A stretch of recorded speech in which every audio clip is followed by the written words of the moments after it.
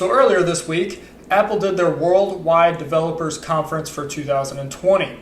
As always, there's a lot of fluff, but some pretty cool stuff. This year, I think they hit the nail on the head though. iOS 14 had a few cool updates, and the same with iPad OS 14.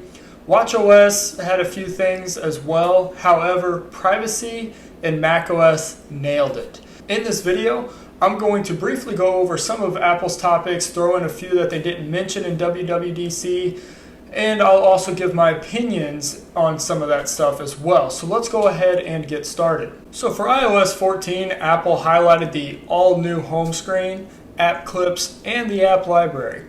I like the new home screen. Apple has allowed for users to now put widgets on their home screen rather than just the widget screen. This is great, and it's only 7 years later than Android. However, while I like this and I'm excited for a few of my widgets to be placed in a more accessible spot, I can't help but think this now makes the iPhone look more like a Windows phone. Well, not really, because the Windows phone was pretty ugly, but either way, you get what I'm saying.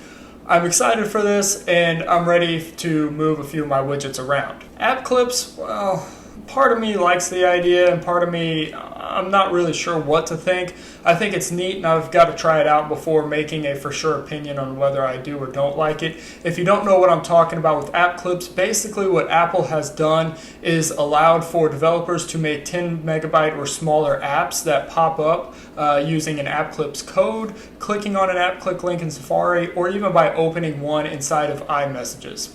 It's pretty cool because you can scan and order food by signing in with Apple and using Apple Pay.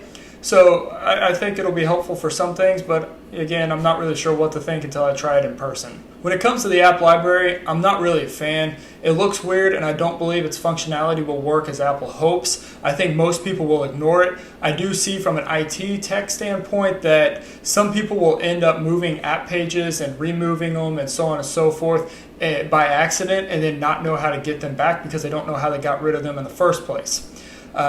Check out the keynote for yourself, see what I mean. You'll probably understand that it could be kind of nice, but it probably won't be really useful for most people. And if you really have that many apps that you need an app library, you should probably start deleting apps off your phone.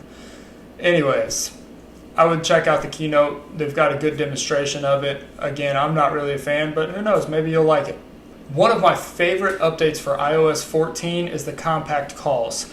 So now all your phone calls are at the top of your screen, and you can still view your screen while ignoring phone calls, which is something that I've wanted for years. To be honest, I ignore most of my phone calls because if your name's not in my phone, chances are I probably don't want to talk to you. I'm also happy about picture-in-picture. It's about time that they did this, and I hope that the YouTube app and other apps can take advantage of this tech in the new iOS.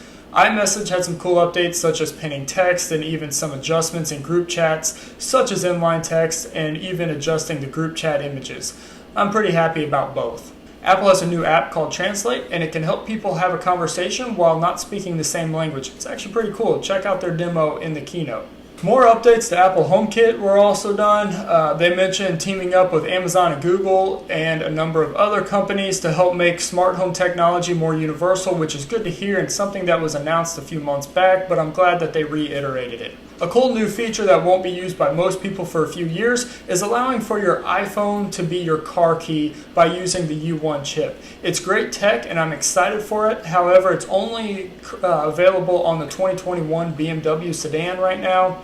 Only one model, I don't remember which one it is. But anyways, I doubt it'll be backwards compatible with older vehicles such as my 2019 F-150, which is unfortunate because my key fob is extremely bulky. I don't like it, and I'd rather be able to leave it at home and use my phone to drive. Anyways, it's going to be cool technology for when the time comes for more people buying new cars and new phones. As always, Siri has been updated. It's got a new interface and supposed to be faster than ever. Safari also had some updates. So did CarPlay. So did Maps, which had a lot of changes actually, including a bike route, EV route, and many more things. There was also a lot of other apps that had many more updates. The AirPods Pro, which Apple actually included under the iOS 14 updates, has a spatial sound update, which will be pretty cool. Lots of cool things to learn about there.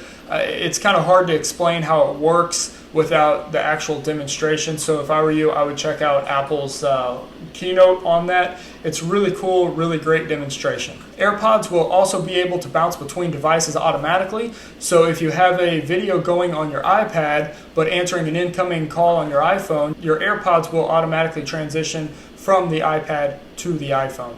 So that's pretty cool. I'm excited for that technology. For iPadOS 14, along with all the other iOS 14 updates, iPadOS got a few extras. With the Apple Pencil, you can now use what Apple calls Scribble to write and search. So you can go into Safari, go into the search bar and write in there, and it'll automatically change it to text from your handwriting, which is pretty cool. You can also copy and paste your handwriting, plus you can paste your handwriting as text, which is another good update. Apple has updated a few other things that you can do with the Apple Pencil as well. They've even added a new search bar, which looks like the Mac search bar, and you can use it to search Safari, text, and apps. They've also updated a lot more apps, such as like the Photos app, which feels more like you're on a Mac rather than a tablet, which I think is a great thing. watchOS had some updates as well for watchOS 7. They're now offering new watch faces, lots of new complications from several apps that developers can now take advantage of for watch faces. One thing I thought was pretty cool and should have been done sooner was sharing watch faces. You can now share watch faces via iMessage from the App Store, or even download watch faces from certain websites in Safari. And after too long of a wait, finally a sleep app. There's a lot that Apple has done for the sleep app and helping you wind down on all of your devices.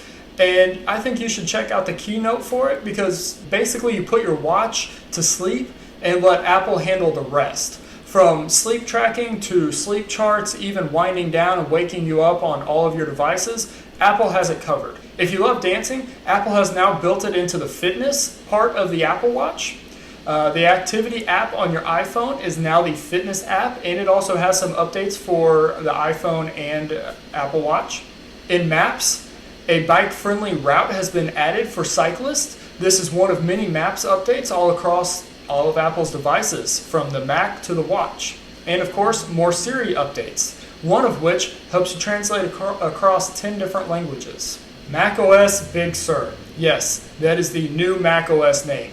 Big Sur is a part of the Central Californian coastline. Apple has a strategic way of naming their latest macOS after Californian landmarks or landmasses.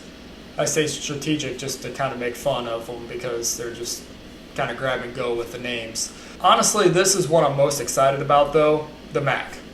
There's a ton of new updates, however. I will not go over them all, but Apple has several of them, almost all of them listed on their website. To start things off with a bang, Apple is integrating their own chips in Macs starting this year. They're slowly dropping Intel as the chip maker for all of their processors. As you probably know, Apple has been using their own processors in iPhones, iPads, and even the watches, and they've been doing this for a decade. They've even introduced the T1 chip into the Mac a few years ago to use with the Touch Bar on the Mac, which was a hint that they would be moving to their own chips pretty soon. With that being said, I'm really excited, but I'm also really nervous and kind of cautious about this. I'm excited because with this hardware control, they can truly customize the chips to run exactly as needed for each device: the iPhone, the iPad, the watch, and the Macs. And if they wanted, they could even customize them by Mac line. You have all your MacBooks, you have your iMacs, Mac Pro, and so on. I don't think they'll do that. It doesn't hint at it, not from the start, but I don't think it would be a bad idea for them to go that route. They did mention that they still have some new Intel Mac models coming, so Intel isn't completely going away just yet, but the excitement also comes because Apple's hardware is superior to Windows hardware. I know some people disagree with that, but really Apple's hardware is second to none. So by adding their own chip, it makes it that much better. With that being said though, I am concerned. I use a late 2013 Mac for a lot of things, and it still runs great almost 7 years later. Have you ever tried to play on a 5-year-old iPad? Pretty crappy, huh? Pretty slow, janky, glitchy, doesn't process well, can't handle new updates, and overall, it's kind of junky and a very overpriced paperweight. That's what really concerns me about using the same processor as the iPad Pro. Sure, it's a great iPad today, even a year from now, but what about 5 years from now?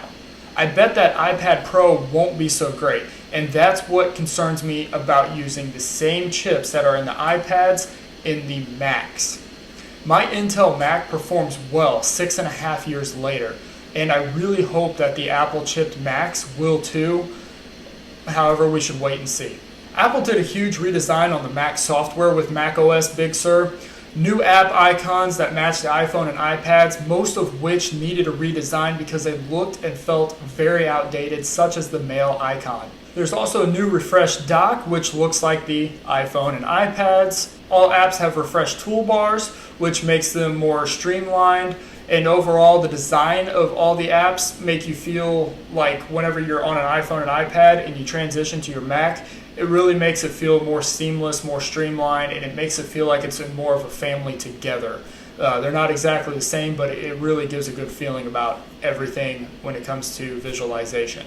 There's also a new control center for the Mac, which allows for you to place some quick access icons onto the top menu bar, which is great. Even the widgets can now be used similarly to the iOS and iPadOS devices. An all-new Safari has been introduced, faster, cleaner, more easily customizable, and best of all, more secure. Translation has also been added into Safari, as well as a privacy report that has been added so you can see what each website is up to when it comes to your data. Messages on the Mac got a huge update to act more like the iPhone Messages app. A lot of redesigns like maps and emojis have come along with iOS 14 were also added to macOS Big Sur. And overall, this was one of the best redesigns and advances of the macOS software in years. Everything is more streamlined, it feels more modern, with a better color flow, and I'm pretty excited to see how everything will work together, especially since I can get the update on this Mac, probably the last time I'll get an update on it, but I'm excited to see how well it works with an older machine as well as some of the newer ones. Privacy, something that is huge. Apple has updated the App Store to make developers be more transparent about the data that they are gaining from you.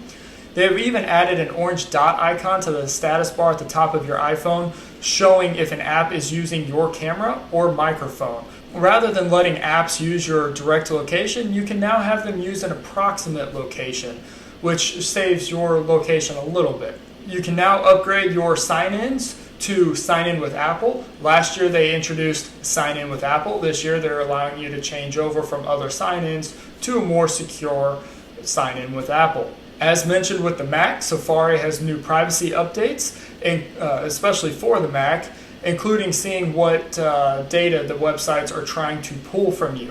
I honestly trust Apple more than Google and Microsoft when it comes to privacy. No one is perfect, but I'm happy to see that Apple is always improving and they're transparent about how some of their data works. Sometimes you have to do more digging than you'd like, but at least you can easily find it. And so I'm pretty happy about some of their newest privacy updates, and I think you should be as well. So that was a lot to cover for WWDC and in a short amount of time. Apple's keynote was an hour and 48 minutes long, but it was a good watch. If you haven't watched it, I do suggest it.